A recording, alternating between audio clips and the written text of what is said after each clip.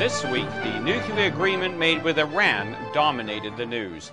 The Vienna Agreement was signed on Tuesday, July 14, 2015, at the Palais Coburg Hotel, located in, of all places, Herzl Square in Vienna. Obama's agreement is by all accounts historic, on the same level that pre-World War II British Prime Minister Neville Chamberlain's Peace for Our Time appeasement agreement with Hitler and Nazi Germany was.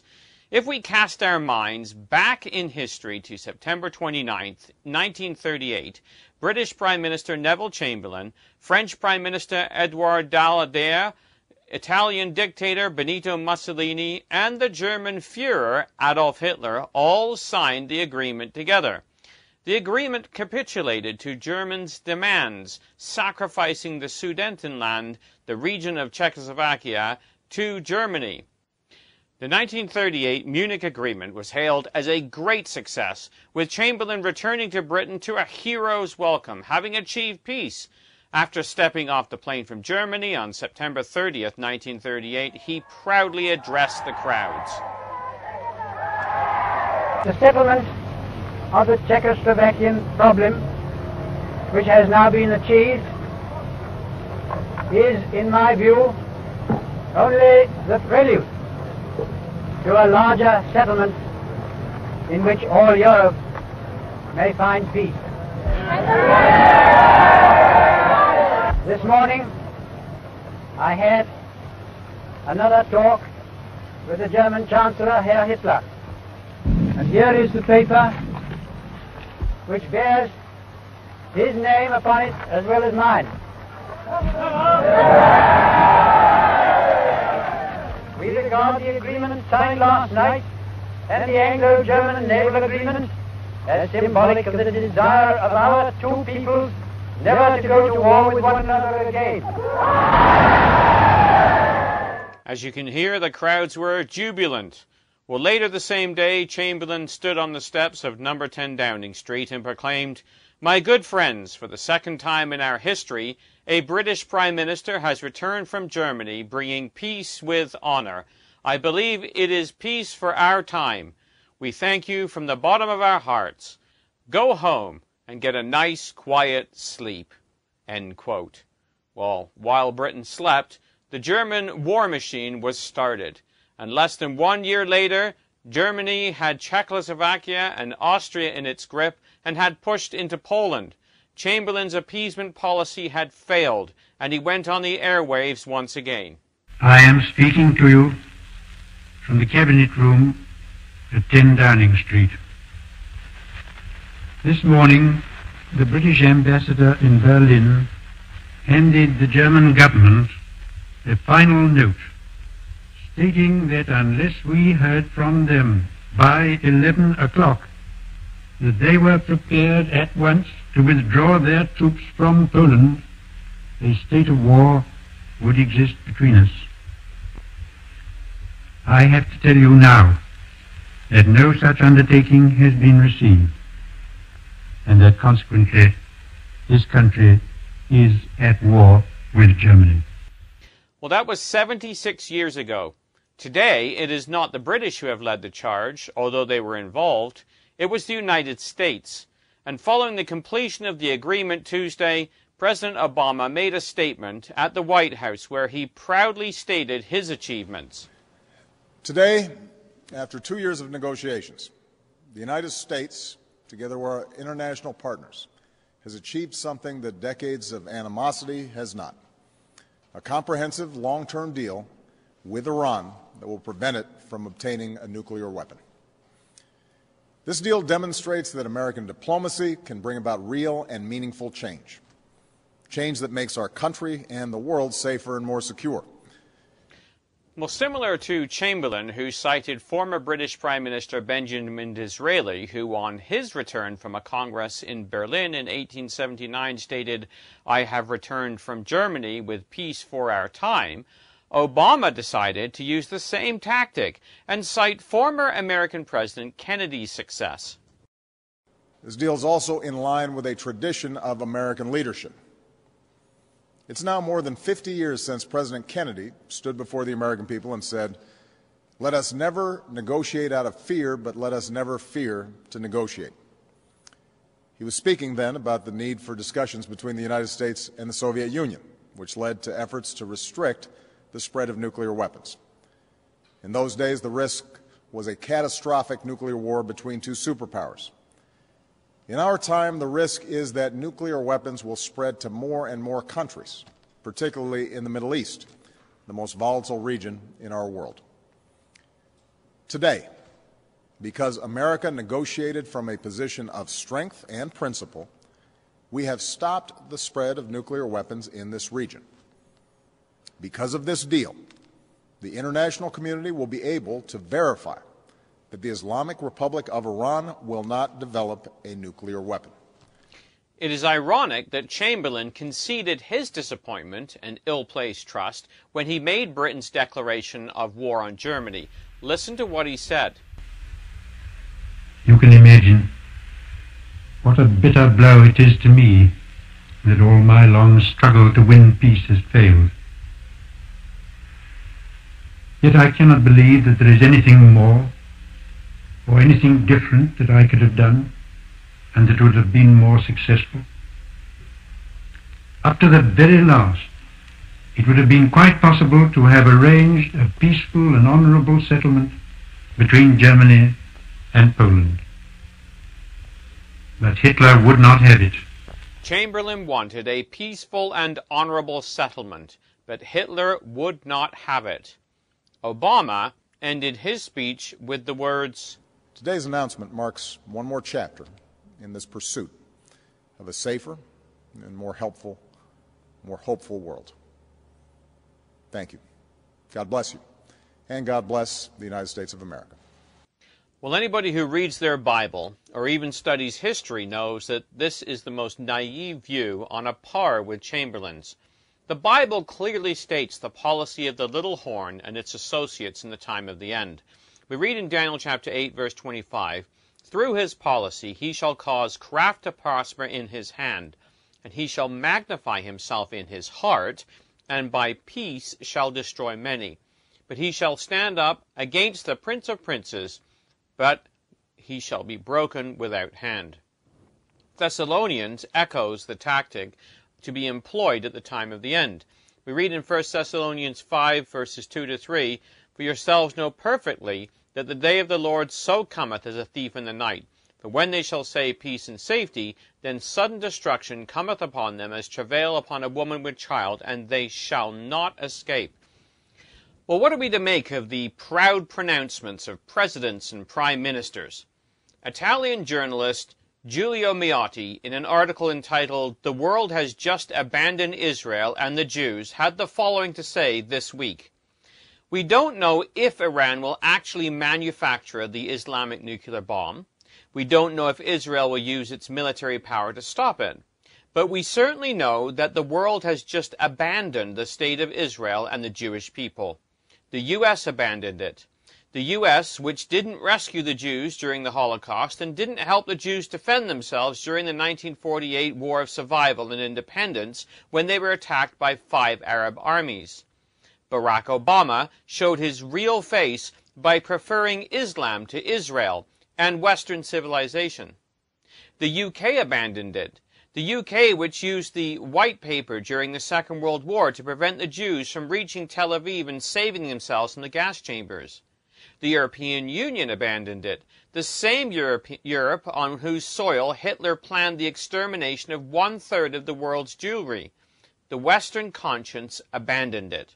He went on to state, Today it seems that for many journalists, men of letters and Western politicians, commentators in newspapers and on television, it is more comfortable to stay in perfect harmony with the emotions and the reasonings of international public opinion, which gloats in satisfaction before this horrible deal, to praise the appeasement of Iran's Islamic Revolution, and to forget Israel. Europe and America signed this deal to follow their cynical economic interests. Europe wanted to open the Iranian market. The world is interested in money, not in Israel. I will go even farther. In their hearts, they think that Israel is a burden and that the Middle East will be much more peaceful without a Jewish state. The Iranians and the Islamic world will do everything in their power to destroy the Jewish state. And after Vienna, they know that many nations will not shed a tear if Israel disappears." End quote. Well, some think that Giulio Meotti is cynical, but the Times of Israel reported that the business trips have already begun, starting with one of the signatories, Germany. The article was entitled, "German Business Mission Headed to Tehran," says Iran media, and the article stated, sanctions still in place, but reps from Siemens, Mercedes, Volkswagen said to be en route to Islamic Republic for trade talks. It stated that less than a week after the nuclear deal between Iran and the world powers was signed on Tuesday, a German delegation of top energy and other industry officials is scheduled to visit Iran, an Iranian news agency reported on Friday. The delegation will include 60 members and will be led by Berlin's Vice Chancellor and Economy Minister Sigmar Gabriel, Fars reported. So Meotti's judgment of the situation proved to be absolutely true. Germany isn't interested in peace, it's interested in business. After all, somebody has to foot the bill for Greece's bailout. Well, Israel's Prime Minister Benjamin Netanyahu was quick to respond to Tuesday's announcement. The world is a much more dangerous place today than it was yesterday. The leading international powers have bet our collective future on a deal with the foremost sponsor of international terrorism. They've gambled that in 10 years' time, Iran's terrorist regime will change while removing any incentive for it to do so. In fact, the deal gives Iran every incentive not to change. In the coming decade, the deal will reward Iran, the terrorist regime in Tehran, with hundreds of billions of dollars. This cash bonanza will fuel Iran's terrorism worldwide, its aggression in the region, and its efforts to destroy Israel, which are ongoing. He went on to state further, Here's what Hassan Nasrallah, the head of Iran's terrorist proxy Hezbollah, said about sanctions relief, which is a key component of the deal. He said, "A rich and strong Iran will be able to stand by its allies and friends in the region more than at any time in the past." Translation? Iran's support for terrorism and subversion will actually increase after the deal. The bottom line of this very bad deal is exactly what Iran's President Rouhani said today. The international community is removing the sanctions, and Iran is keeping its nuclear program. By not dismantling Iran's nuclear program, in a decade this deal will give an unreformed, unrepentant, and far richer terrorist regime the capacity to produce many nuclear bombs, in fact an entire nuclear arsenal with the means to deliver it. What a stunning, historic mistake. Israel is not bound by this deal with Iran, and Israel is not bound by this deal with Iran because Iran continues to seek our destruction. We will always defend ourselves. Well, Netanyahu has been raising the alarm about Iran for years. Many journalists have dismissed Netanyahu's remarks, as they did Churchill's warning about Hitler, calling him a warmonger who has a personality conflict with Obama.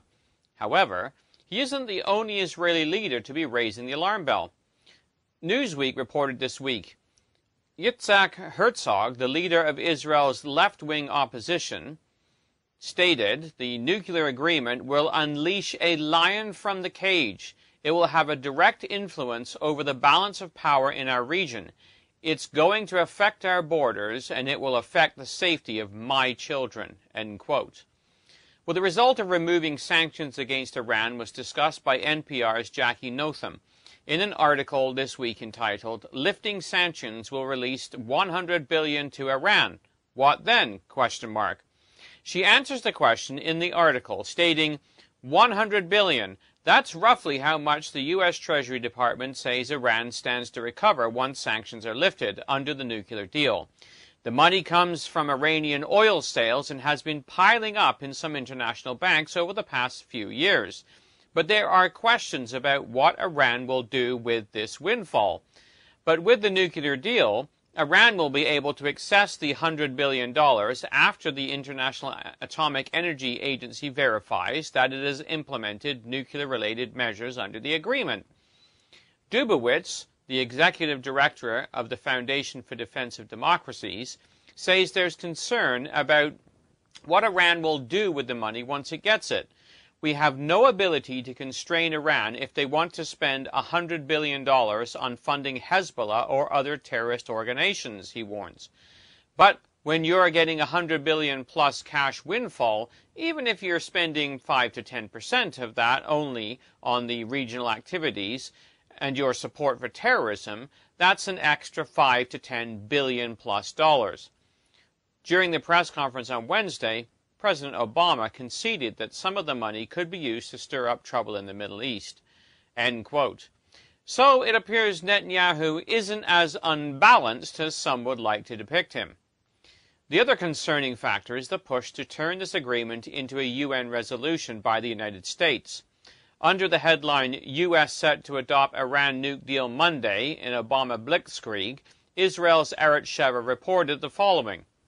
In an under-silence adoption procedure, instead of the United Nations Security Council holding a normal positive vote, the motion that is set for adoption, under silence, is deemed automatically adopted unless a party specifically objects to the motion. This under-silence procedure would put the onus on Israel to be the first and possibly the only objector to the United Nations Security Council's adoption of the Iran deal. The Obama administration's use of the under-silence procedure would appear to be an attempt to scare Israel into fearing that raising the objection to the Iranian nuclear deal will expose it, Israel, to the charge of obstructiveness and perils of isolation. Contrariwise, Israel's failure to raise an objection would be seen as an assent or at least acquiescence. To make matters worse, for Israel, with Israel's objection, the United Nations Security Council would likely then unanimously vote 15-0 for an Iranian deal. As for history's sake, it would be important to have the 15 members of the United Nations Security Council go on record as having voted for what many are calling a modern-day 1938 Munich appeasement of the Nazis, in a comparison to the Islamic regime's calls to destroy Israel while reportedly building a nuclear arsenal. End quote. So once again, Israel will be forced to stand alone. What else is new? The warning of the prophet stands for all those who turn their back on Israel. We read in Zechariah 12, verses 1-3, "The burden of the word of the Lord for Israel. Thus saith the Lord, which stretcheth forth the heavens, and layeth the foundations of the earth, and formeth the spirit of man within him. Behold, I will make Jerusalem a cup of trembling unto all the people round about, when they shall be in siege both against Judah and against Jerusalem. In that day I will make Jerusalem a burdensome stone for all people. All that burden themselves with it shall be cut in pieces, though all the people of the earth had gathered themselves against it." End quote. So shame on those nations who turn their back on the plight of God's people. The day will soon come when Messiah will burst forth onto the scene, and the blessings will be issued for those who bless Israel, and the curse for those who curse it, which goes right back to the foundation of the nation. We read in Genesis 12, verse 3, "I will bless them that bless thee, and curse him that curseth thee, and in thee shall all families of the earth be blessed." So, when Obama ends his speech with the call for God to bless America, he should probably get his Bible out and realize that there's only one way in which God will bless America, and that is if they bless Israel, who is the apple of his eye. Obama predicts a peaceful and honorable settlement, but the question remains, will Iran have it? Well, that question was answered by Iran's supreme leader today. The Times of Israel reported, Iran's supreme leader on Saturday hailed the Iranian masses for demanding the destruction of Israel and America and said he hoped that God would answer their prayers.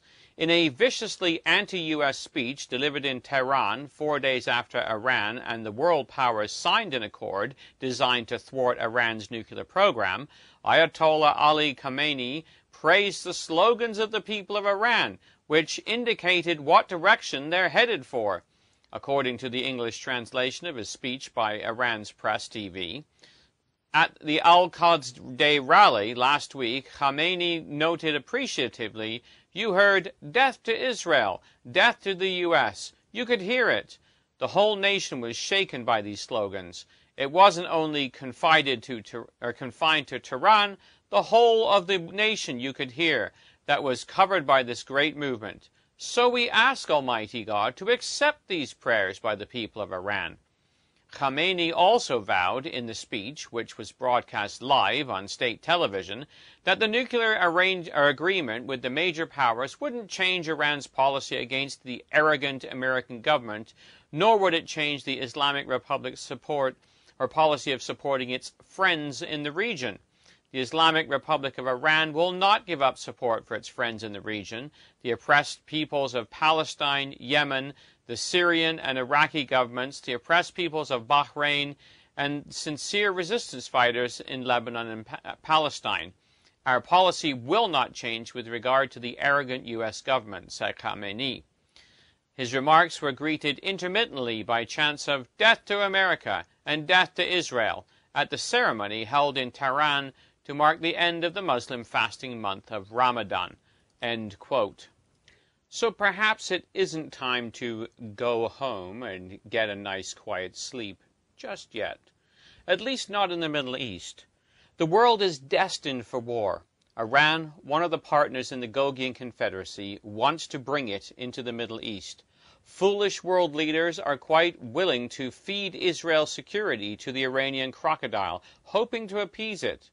So while the world leaders delude themselves in their accomplishments, boasting to each other and congratulating each other with Nobel Peace Prizes, they might want to consider the words spoken many years ago by the Israelite king, "Let not him that girdeth on his harness boast himself as much as he that putteth it off."